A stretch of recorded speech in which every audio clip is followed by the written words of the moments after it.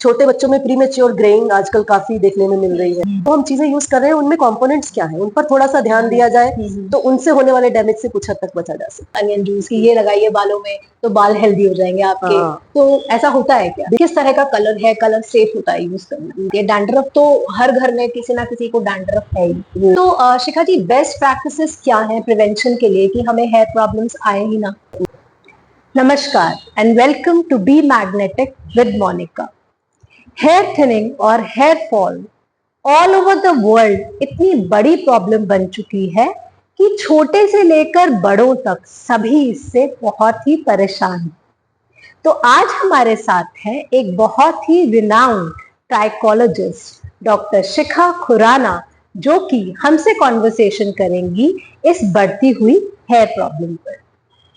नमस्कार Shikha ji, welcome to be magnetic with Monika. Thank you, thanks for having me here. या तो शिखा जी, सबसे पहले तो ये बताइए कि आपके पास पेशेंट्स जो आते हैं वो मोस्टली किस हेयर प्रॉब्लम को लेकर आते हैं? देखिए, आजकल जैसे आपने बताया कि hair problems they are on the rise, काफी बढ़ रही हैं और उसमें बच्चों से लेके बड़ों तक सभी इससे प्रभावित हो रहे हैं, बालों की समस्याओं से। और हमारे पास बालों के झड़ने से लेकर हेयर थिनिंग के या मेल पैटर्न बाल्डनेस, जिसको कि एलोपेशिया एंड्रोजेनेटिका बोलते हैं, ये जो पैटर्न हेयर लॉस होता है ये मोस्टली जेनेटिकली इन्फ्लुएंस्ड होता है और ये मेल्स और फीमेल्स दोनों में देखने को मिल सकता है। अगर ये जेंट्स में होता है तो उसको बोलते हैं मेल पैटर्न बाल्डनेस और अगर वो फीमेल्स में देखने को आता है तो वो फीमेल पैटर्न बाल्डनेस कहलाता है। हम ईदर ऑफ द पेरेंट्स अगर हमको इस तरह का जीन्स इनहेरिट करते हैं तो पेशेंट के बाल पतले होके गिरने लगते हैं and it even causes permanent scarring, permanent hair loss भी हो जाता है इसमें। इसके अलावा एलोपेशिया जो है एरिएटा, जिसको आम भाषा में कह देते हैं कीड़ा लगना, वो भी काफी कॉमन है। छोटे बच्चों में प्रीमेच्योर ग्रेइंग आजकल काफी देखने में मिल रही है, बिफोर एज बाल सफेद होने लग रहे हैं बच्चों की। इसके अलावा जो है प्रीमेच्योर ग्रोइंग के अलावा डैंड्रफ काफी एक मेजर इशू है। डैंड्रफ के केसेस भी बढ़ते ही जा रहे हैं। तो so many hair problems they are being seen in the practice. तो शिखा जी, ये जो प्रॉब्लम्स बढ़ रही हैं तो इसका मेन कारण क्या है कि अभी ज्यादा प्रॉब्लम्स आ रही हैं? ये एनवायरमेंटल ज्यादा है या स्क्रीन टाइम की वजह से हो रहा है? ये तो रीजंस क्या लगते हैं आपको? देखिए, रीजंस भी जैसे प्रॉब्लम्स मल्टीपल है, रीजंस भी मल्टीपल है। हाँ, डेफिनेटली कहीं ना कहीं इसमें हमारा लाइफस्टाइल, हमारी फूड हैबिट्स वो भी कंट्रीब्यूट करती है। थायराइड आजकल एक बहुत कॉमन डिसऑर्डर है, उसके साइड इफेक्ट के तौर पर कह सकते हो थायराइड के पेशेंट्स में भी हेयर फॉल का कारण आता है। फीमेल्स में पीसीओडी के पेशेंट्स में, हार्मोनल डिसऑर्डर्स के पेशेंट्स में जो है हेयर फॉल की प्रॉब्लम देखने को मिलती है।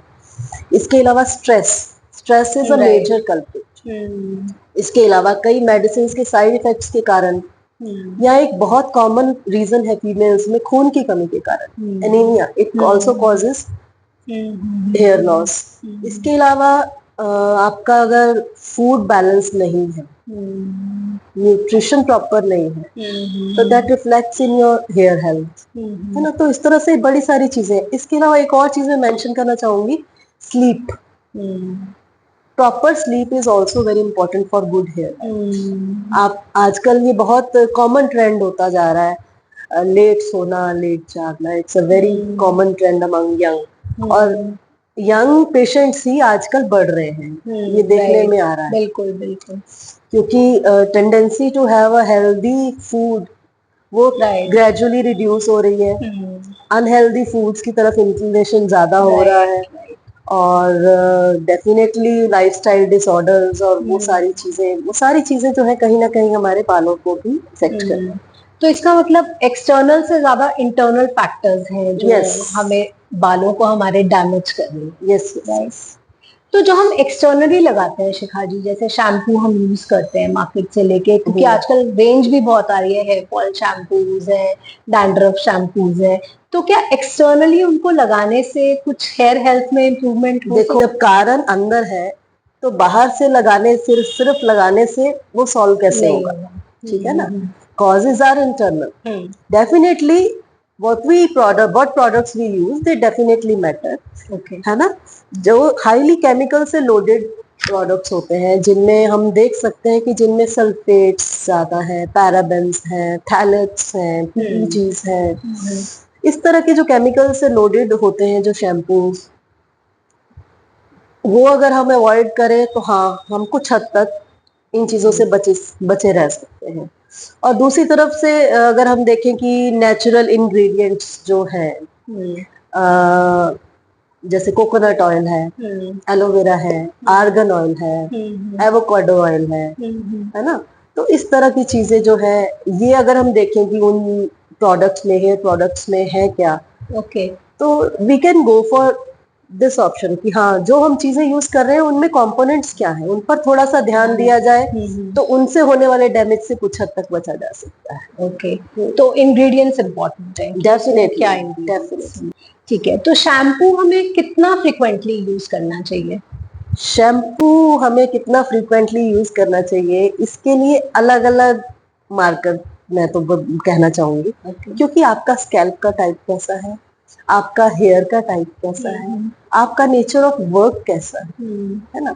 आपका आउटडोर वर्क है या आप फिजिकली एक्टिव ज्यादा है, लाइक सब एथलीट्स और यू नो प्लेयर्स पसीना ज्यादा हैं आता जिनको है। ज्यादा स्वेटिंग Right. होती है, और इसके अलावा जिनका थोड़ा जो सेडेंटरी लाइफस्टाइल है, राइट उनका ऑफिस जॉब ही रहता है, सारा दिन जिनको एसी में ही काम करना है, उनके लिए अलग रिक्वायरमेंट है। राइट तो एक जनरलाइज्ड हम रूल नहीं कह सकते, हाँ मोटे मोटे तौर पे ये कह सकते हैं कि वीकली ट्वाइस शैम्पूज ओके।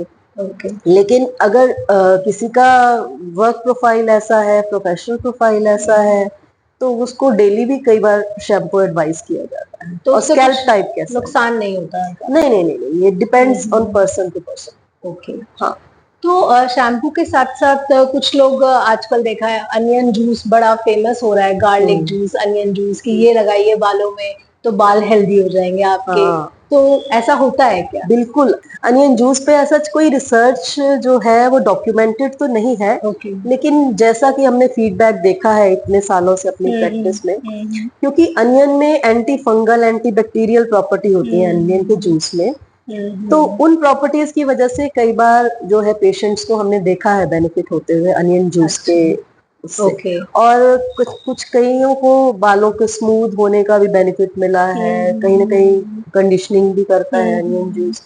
तो इस तरह के बेनिफिट्स प्रैक्टिकलिटी में देखने को मिले हैं, डॉक्यूमेंटेड नहीं है ऐसा। हम आयुर्वेदा के फील्ड से आते हैं and we go for natural ingredients and natural herbs more. Okay so अगर हम इसकी बात करें हेयर ऑयलिंग की, तो हेयर ऑयलिंग कुछ लोग कहते हैं कि बिल्कुल ही नहीं करनी चाहिए, बिकॉज जो है वो ब्लॉक करती है हमारे स्किन के पोर्स को, स्कैल्प के।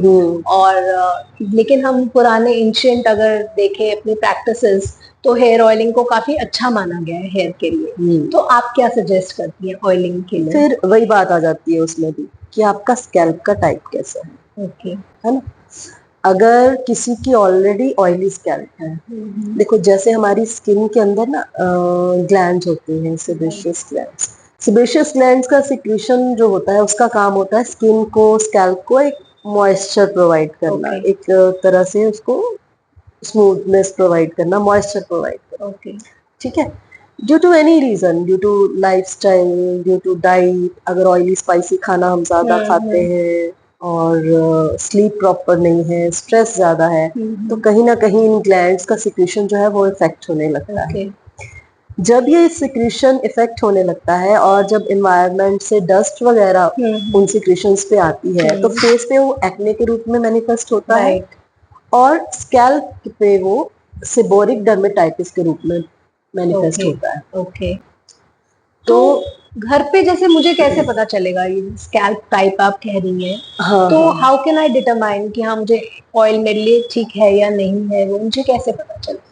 अगर आपके बाल जो है वो जल्दी ऑयली हो जाते हैं वॉश करने के बाद, तो naturally you have an oily scalp, right है ना। और अगर ऑयली स्कैल्प है ऑलरेडी आपकी, तो फिर जो है oiling is not much recommended. Otherwise oiling is a good practice, क्योंकि ऑयलिंग से क्या होता है कि when we massage after the oiling it improves the circulation, right. है ना। सर्कुलेशन इम्प्रूव होता है तो जो न्यूट्रिशन है वो बेटर मिलता है हमारे किसी भी बॉडी ऑर्गन को। जो मोटे तौर पे अभी हम बालों की बात कर रहे हैं तो न्यूट्रिशन तो इम्प्रूव होता है। तो शिखा जी, जैसे आजकल बहुत सारे हेयर कॉस्मेटिकली लोग हेयर को काफी कलर कराते हैं या केराटिन कराते हैं, तो इस तरह के ट्रीटमेंट्स कराते हैं बालों में, तो ये कहाँ तक रिकमेंडेबल? हमारे पास ये भी surprise to know in our clinical practice when we take a case history of the patient, more than 40% female patients वो इसी तरह के केसेस होते हैं, post keratin, post rebonding, post colouring, ये उन्हीं से ट्रिगर होती है प्रॉब्लम्स कई बार। क्योंकि ये जो प्रोसेसेस होते हैं ना, they directly expose your scalp to high मतलब high concentration of the chemicals, है ना। और in the long run they definitely have an impact on your. कहीं भी पार्टी वगैरह में जाते हैं तो बहुत लोग हेयर स्ट्रेटनिंग कर लेते हैं या कर्ल्स कर लेते हैं जिनके बाल स्ट्रेट होते हैं, तो वो किस हद तक सेफ है? देखो, excessive heat when we apply to the hair तो बाल का डैमेज होना तो लगभग तय ही है, ठीक है ना। जितना हीट उस टाइम अप्लाई किया जाता है, आप बाल की नेचुरल स्ट्रक्चर को चेंज करने के लिए उस पर एक्सेसिव हीट अप्लाई करोगे तो definitely it can lead to damage, it can lead to breakage, it can lead to hair fall also. तो नहीं करना चाहिए, अवॉइड करना चाहिए। तो कलर भी कलर तो बहुत लोग यूज करते हैं और काफी यंग एज से आजकल करते हैं, तो क्या ingredients, again I will ask, कि किस तरह का कलर है कलर सेफ होता है यूज करना? देखो, हेयर कलर जो है बेसिकली एज आजकल नेचुरल हेयर कलर्स भी काफी अवेलेबल है मार्केट में, जिनमें नेचुरल हर्ब्स यूज किए जाते हैं, जैसे भृंगराज है, आंवला है, हिबिस्कस है ना। इन चीजों को, कड़ी पत्ता है, इन चीजों को यूज करके जो है कई बार हिना बेस में या कई तरह की कंपनीज जो है वो R&D करके नए नए प्रोडक्ट्स मार्केट में ला रहे हैं। तो नेचुरल वाले यूज हाँ, we should prefer to use those natural colors. तो when should one visit a tricologist? Like अभी हेयर फॉल, लाइक बहुत हेयर फॉल हो रहा है, तभी जाना चाहिए? देखो, या वेट करना नॉर्मली जो है 50 एक बाल दिन में झड़ना, 50 से 100 बाल एक नॉर्मल माना जाता है। ओके, ठीक है। इससे ज्यादा अगर झड़ रहे हैं तो you should see A trichologist. और एक मोटा मोटा साइंस है, मान लीजिए आपके बाल कुछ टाइम से झड़ रहे हैं लगातार, विद इन नॉर्मल रेंज झड़ रहे हैं और वो ग्रो भी करते जा रहे हैं। बाल का एक साइकिल होता है ना, हर एक बाल की एज होती है, तो उस साइकिल के बाद जो है बाल को गिरना ही है। प्रॉब्लम कब आती है? जब बाल गिरते तो है, उसकी जगह नए नहीं आ रहे, है ना। वही बात है, ड्यू टू एनी रीजन जब वो साइकिल भी डिस्टर्ब हो जाता है ना, तो जब वो डिस्टर्ब हो जाता है तो फिर वो ग्रोथ कम होना शुरू हो जाती है, स्कैल्प विजिबल होने लगता है, हेयर थिनिंग के रूप में मैनिफेस्ट होने लगता है, सिर में इचिंग हो रही है, डैंड्रफ हो रहा है। डैंड्रफ को भी लाइटली नहीं लेना चाहिए। डैंड्रफ जो है ड्राई और वेट दो तरह से होता है, और वो दोनों ही तरह का डैंड्रफ जो है बालों की डेंसिटी को, बालों की थिकनेस को इफेक्ट करता है। ये तो आपने बहुत अच्छी बात की है। डैंड्रफ तो हर घर में किसी ना किसी को डैंड्रफ है ही, तो उससे क्या रेमेडीज है डैंड्रफ? उसकी रेमेडी ये है कि you should keep your self hydrated. सबसे सिंपल तरीका ये है कि हाइड्रेटेड, क्योंकि ड्राई जो डैंड्रफ होता है उसमें ड्राइनेस की वजह से इचीनेस होता है, वो फ्लेकी हो जाता है स्किन। जो वेट डैंड्रफ मैं बोल रही हूँ, या जिसको आप बोल रहे हो मोटे तौर पे हम सेबोरिक डर्मेटाइटिस बोल देते हैं, उसमें क्योंकि ऑयली सिक्रीशन बहुत ज्यादा है, उसको भी रेगुलेट करने के लिए हाइड्रेशन का बहुत इंपॉर्टेंट रोल है।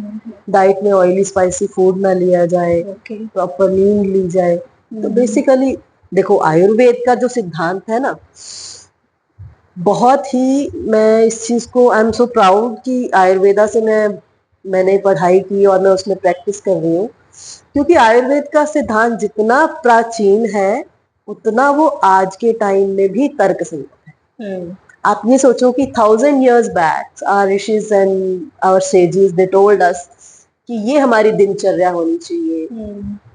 उसके बाद उन्होंने मेंशन किया ये रात्रिचर्या होनी चाहिए। रात्रिचर्या मीन्स रात की रूटीन क्या होनी चाहिए, ऋतुचर्या क्या होनी चाहिए। अगर ऋतु चेंज हो रही है, सीजन चेंज हो रहा है, उस समय हमारी रूटीन कैसे चेंज होनी क्या चाहिए, खाना है, क्या क्या नहीं खाना है। राइट। तो ये चीजें जो है आहार विहार और निद्रा, ये तीनों पे बहुत ज्यादा इम्पैक्ट उन्होंने एम्फेसाइज किया है। इन तीनों का इम्पैक्ट बहुत एम्फेसाइज किया और इन तीनों का इम्पैक्ट ही हमारे हेयर पे आता है। और हेयर पे डेफिनेटली आ रहा है। और भी तरह से ये हमारी शरीर में कई तरह के रोगों का कारण बनता है ये सारी चीजें, लेकिन क्योंकि हम बालों की बात कर रहे हैं तो डेफिनेटली बालों पे तो डैंड्रफ के लिए हमें एंटी डैंड्रफ शैम्पू यूज करना Yes. चाहिए या कुछ और ट्रीटमेंट हमें लेना चाहिए? यस, एंटी डैंड्रफ शैम्पू हमें यूज करना पड़ता है उसके लिए। Okay. और इंटरनल कॉजेज के लिए कई बार हमें कुछ इंटरनल जो है मेडिसिन अगर ज्यादा हाँ अगर ज्यादा दिक्कत है तो वो भी ले।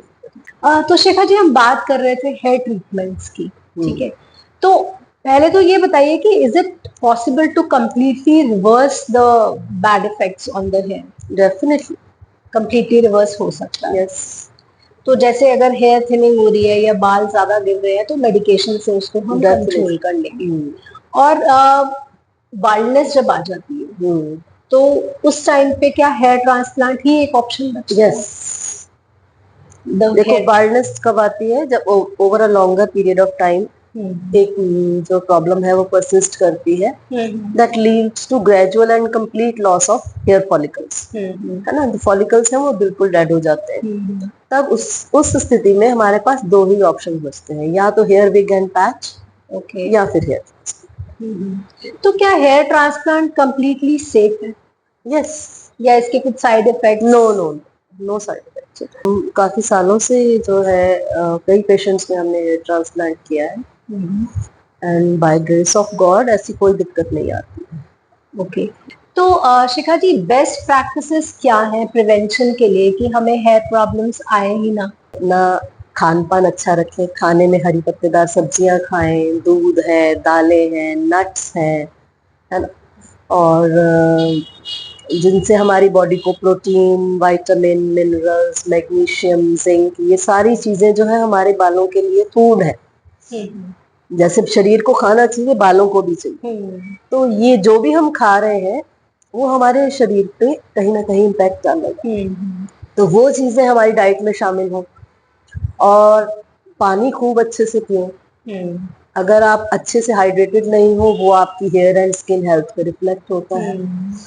अगर आप नींद प्रॉपर नहीं ले रहे हो, कम से कम 6 से 8 घंटे की नींद जो है वो डेली जो है वो होनी चाहिए। और फूड का जो है, और भी कई बार क्या होता है, हम खा रहे होते हैं, हेल्दी खा रहे होते हैं, लेकिन फिर भी हमें प्रॉब्लम्स आ रही होती हैं। कई बार पेशेंट्स आते हैं हमारे पास, तो उन केसेस में हमें ध्यान ये देना पड़ता है कि फूड के केस में 3 चीजें इंपॉर्टेंट है। What you eat, what you should eat हमने बात करी। नेक्स्ट आता है when to eat. Okay, the time of food is also very important. अगर हम अनटाइमली हेल्दी चीजें खा रहे हैं लेकिन अनटाइमली खा रहे हैं, उनका भी उतना फायदा हमें नहीं मिलेगा। देन हाउ मच टू ईट,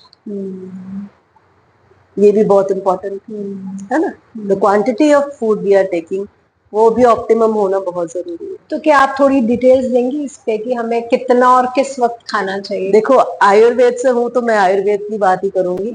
आयुर्वेद कहता है कि भोजन जो है अंजलि प्रमाण जितना होना चाहिए। अंजलि, ये दोनों हाथों को ज्वाइन करते हैं जब, तो इसको अंजलि बोलते हैं संस्कृत। जितना इसमें खाना आ जाए इतना हमारा एक टाइम का मील होना चाहिए।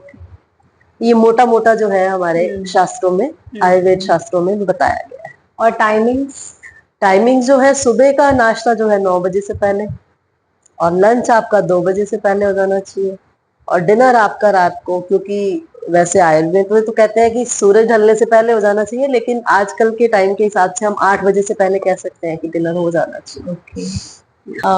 तो thank you Shikha ji very much for making us aware about the hair problems and their solutions. Thank you so much for being with us today. Thank you. It was my pleasure. Thanks for having me. Thank you.